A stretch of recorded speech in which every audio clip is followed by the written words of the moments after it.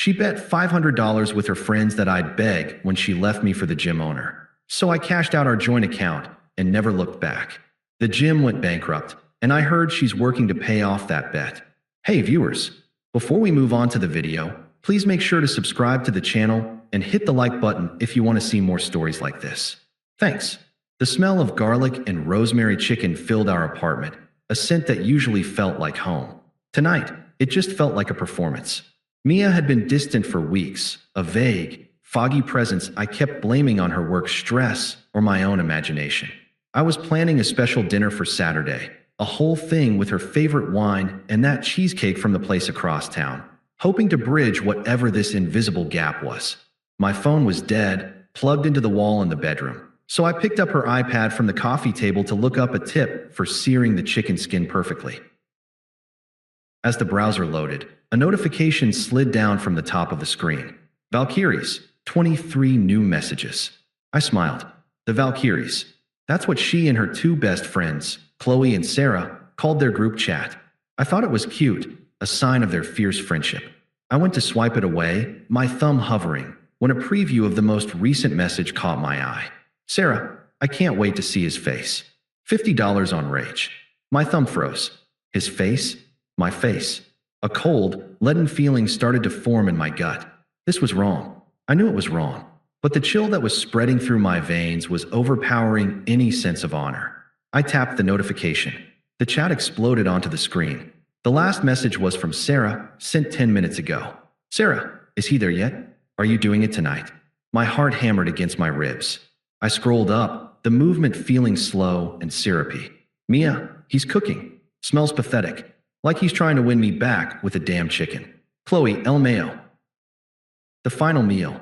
You're gonna drop the bomb after dinner? Mia, no. I can't wait. I'm doing it when he's done. I need to be free.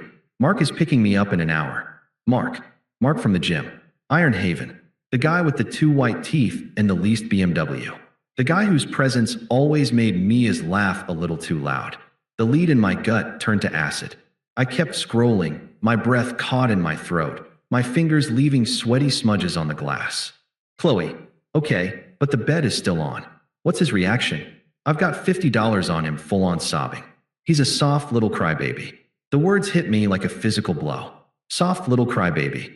I'd driven Qley home from a bar at 2 a.m. when she was too drunk to get an Uber. I'd helped her move her couch.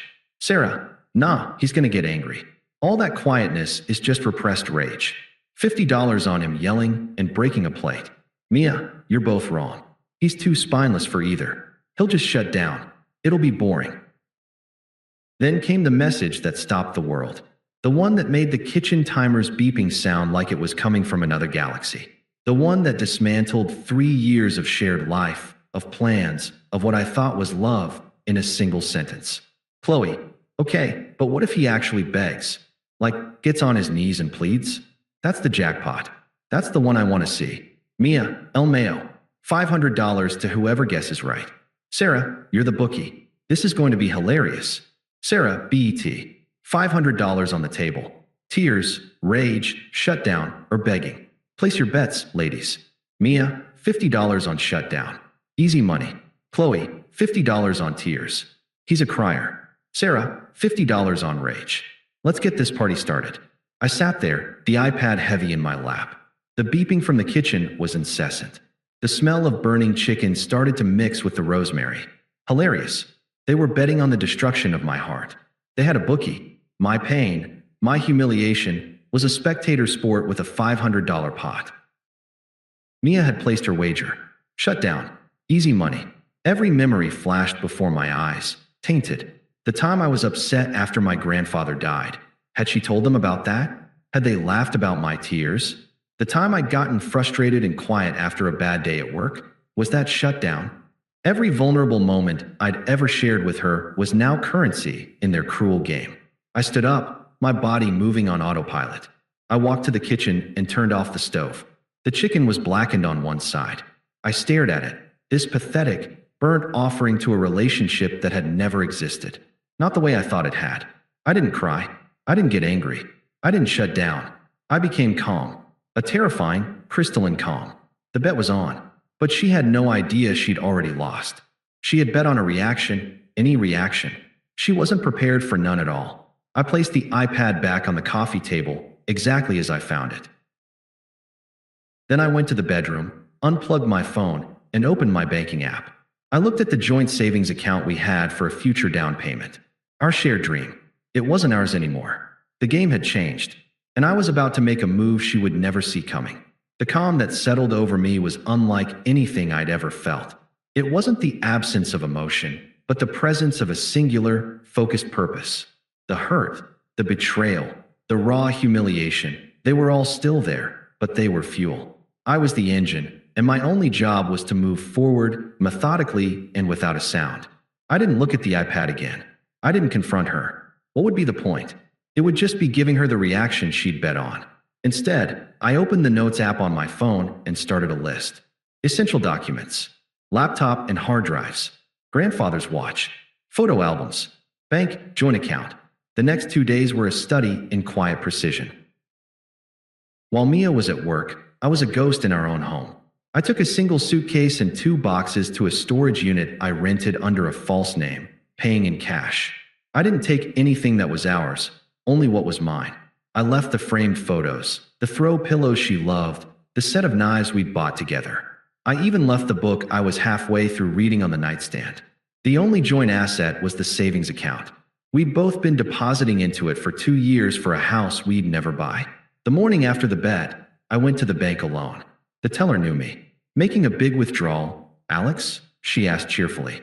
Transferring my half to a new account, I said, my voice even. Closing this one out. She clicked a few keys, her smile faltering slightly. Is everything okay? Everything is fine, I said, and my tone left no room for further questions. The sound of the transfer completing, the feeling of the new debit card in my wallet. It felt more final than any breakup speech ever could. I was cutting the financial umbilical cord. She could keep the apartment, the furniture, the life. I was taking my freedom. The day of the execution, I felt nothing. I sat on the couch, the same couch where I'd read the messages, and waited. I didn't have to wait long. I heard her key in the lock, the familiar sound that used to make my heart lift. Now it was just a signal. She walked in, dressed up. She'd clearly come from the gym, from him. She took a deep, dramatic breath, her shoulders squared for a fight. She was ready for tears, for rage. She was an actress waiting for her co-star to hit his mark. Look, Alex, she began, her voice laced with a practiced sadness. We need to talk. This isn't working. I looked up from my book, marking my page with a finger. I said nothing. I've outgrown this, she continued, gaining momentum now that her script was rolling. I need more passion, more excitement. Mark gives me that. You're just safe. It's over. She paused, her eyes wide and expectant. She was waiting for the storm. She had $50 riding on shutdown, but she was braced for the other possibilities. I closed my book and placed it on the coffee table. I looked at her, my expression as neutral as a stranger's. Okay, I said. Her face twitched. What? What do you mean, okay? I mean, I understand. It's over. That's fine. The confusion on her face was almost comical. This wasn't in the script. Don't you have anything else to say? Aren't you upset? I stood up. I'd already packed a single duffel bag with my remaining essentials. It was by the door. I've said all I need to. I'll be out by the end of the week. I walked toward the door, picking up the duffel bag. The movement was so calm, so deliberate. It seemed to short-circuit her brain. Wait, she said, panic finally cutting through her performative grief. The apartment? Our stuff? The joint account. I had my hand on the doorknob. I didn't turn around. I gave her the last 3 words she would ever hear from me for a very long time. It's handled. I closed the door behind me. The click of the latch was the only sound of my exit. No slammed door, no screaming fit. Just a quiet, definitive click. I walked to my car, got in, and drove away. I didn't look back at the apartment window. I didn't check my phone. I just drove, the silence in the car a perfect mirror for the silence I had left in my wake. She had bet on a shutdown. In a way, she'd won her $50. But she had no idea the cost of that victory. The first week was the hardest, but not for the reasons I expected. It wasn't the grief that was difficult, it was the silence. The absence of the constant pings from the Valkyrie's chat on her phone, the lack of her dramatic sighs, the hollow space in the bed. I filled it with routine, I woke up at the same time. I went to a different gym. I cooked simple meals in my new, smaller apartment. I was a ghost building a new body, piece by quiet piece. I blocked Mia, Qley, and Sarah on everything. Phone, social media, even my professional LinkedIn. I became a digital void to them. The only thread left was a single, decent mutual friend, Dave. He'd never been part of their scene. A few days after I left, he called. "Hey man, heard what happened. You okay?" "I'm fine, Dave." "Really? Mia's telling a story," he said carefully. "She's saying you stole from the joint account and had a mental breakdown, just ghosted her." "Let her talk," I said, and I meant it. I focused on work. With the mental energy I'd once spent managing Mia's moods and appeasing her friends, I excelled. I landed a new client, then a promotion. The money from my half of the savings was a nest egg that gave me breathing room, a safety net she had thrown away for a bet. Weeks turned into months. My new life began to feel more real than the old one ever had. The peace was palpable. Then, the karma began to trickle in through Dave. It was never delivered with glee, just as factual updates, and I received them with the same detached interest. "Hey, just so you know," Dave said during one of our occasional calls, "Iron Haven Gym is in trouble. Rumor is Mark leased all that fancy equipment and hasn't made a payment in months. The bank is seizing it." I grunted, doing a set of bicep curls with a dumbbell in my free hand. "Also," Dave continued, "that luxury condo he was always bragging about? He was renting it. The owner is evicting him. Mia moved in with him, like, a month ago. This is going to be a mess for her." I switched the dumbbell to my other hand. "Not my mess." Another month passed. Dave's updates became more frequent, the situation more dire.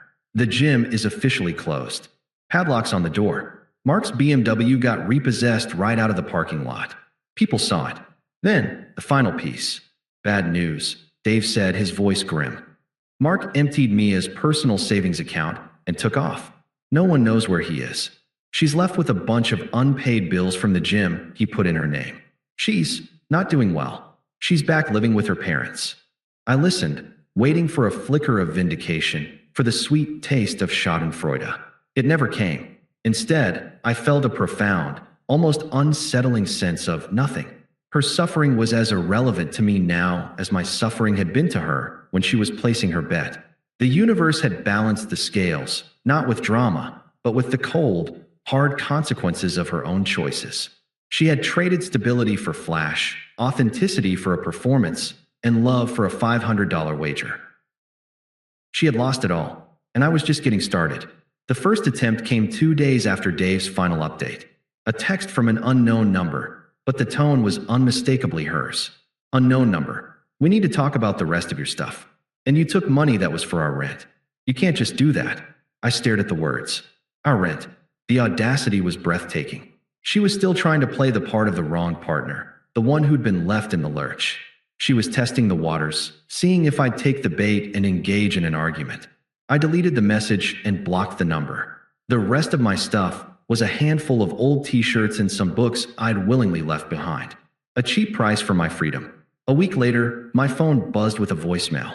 I almost deleted it without listening, but curiosity, that cold, clinical thing, got the better of me.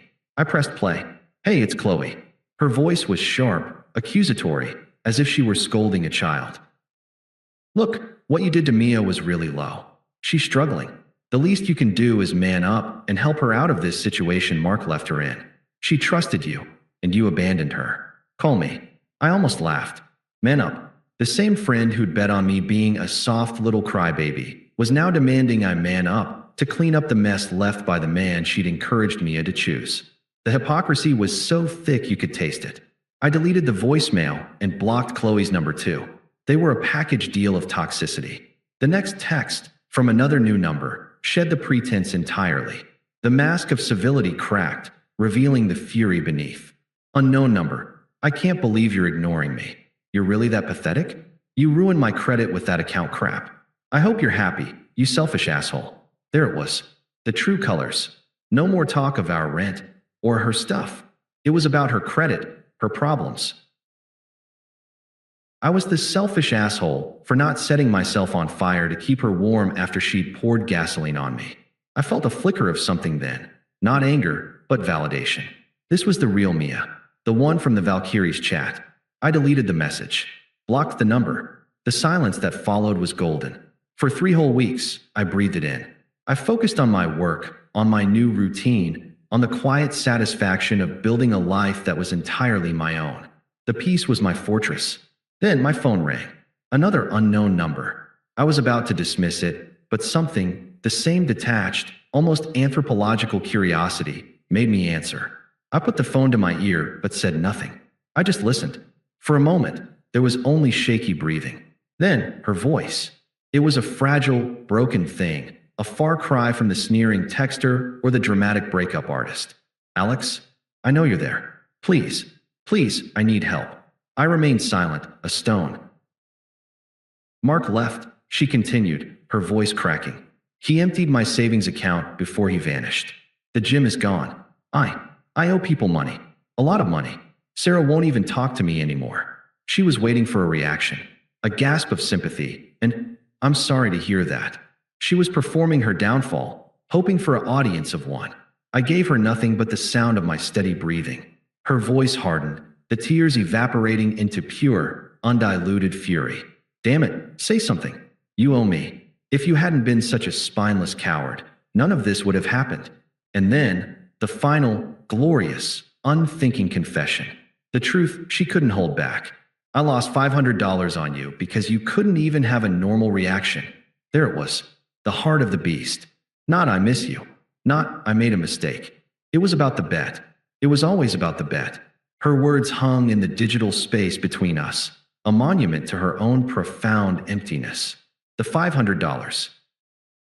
The price tag on our relationship. The cost of her karma. The silence stretched, and in that silence, I felt the last fragile thread tethering me to that old life snap. I was free, truly, completely free.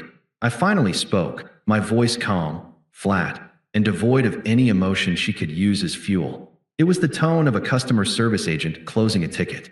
It sounds like you have a problem. A stunned silence. Then a sputtered, what? That's it. After everything we had, I could have listed the everything we had. The planned future, the trust, the loyalty.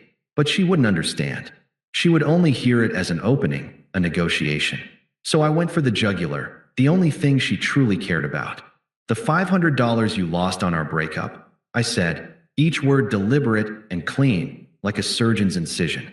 Consider it a cheap lesson. I could hear her sharp intake of breath, a mixture of horror and rage. Don't call this number again. I ended the call. I didn't wait for a response.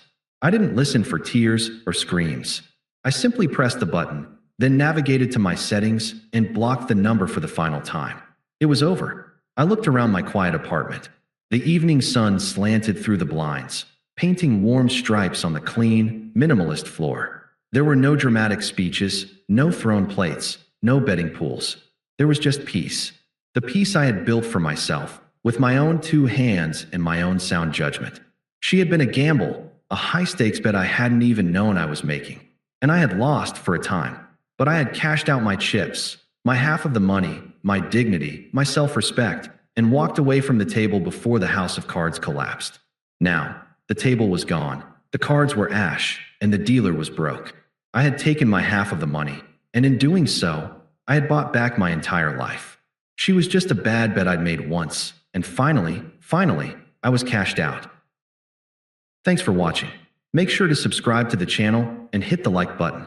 What do you think about this story? Share it in the comments.